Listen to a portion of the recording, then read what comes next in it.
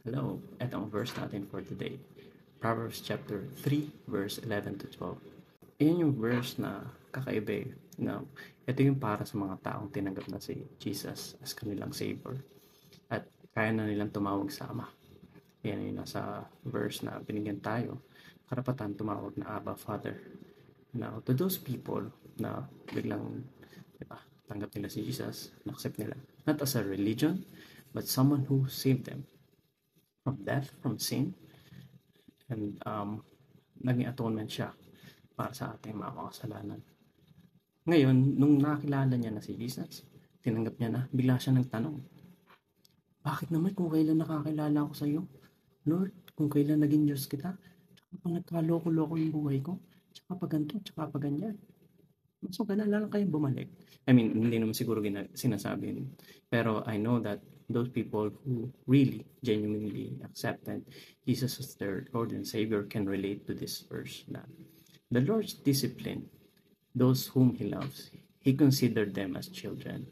Kagaya ng mga tatay, although ako personally, hindi ko siya naramdaman, but may panganay kaming lalaki na siya yung nagsilbing tatay namin. So I know the feeling na may striktong tatay, may nagbabawal, may nagsasaway.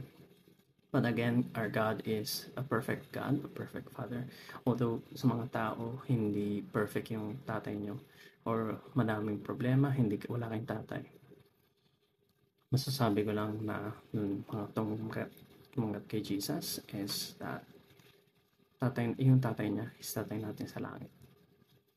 So ngayon, pag tinidisiplina ka, ano yun? Anong meaning nun? It's because He wants to bless you.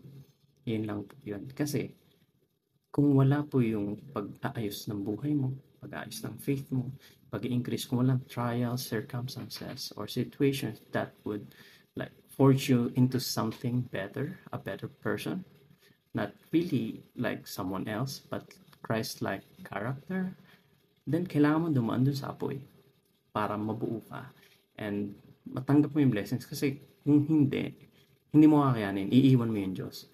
Kung dun sa panahon na kunyari mga tao naghahangad ng biyaya financially, ayun, nung binigyan ng Diyos ng pagpapala, hindi nila kinaya.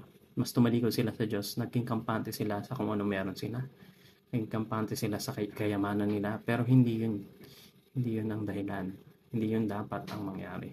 Kundi, pag tinidisiplina ng Diyos, maraming mga Christian, mga totoong naglingkod sa Diyos, binawi yung yaman nila, di ba? Daming tao, biglang nagkagulo-gulo. Nung na-attain na nila yung kailangan nilang i-attain.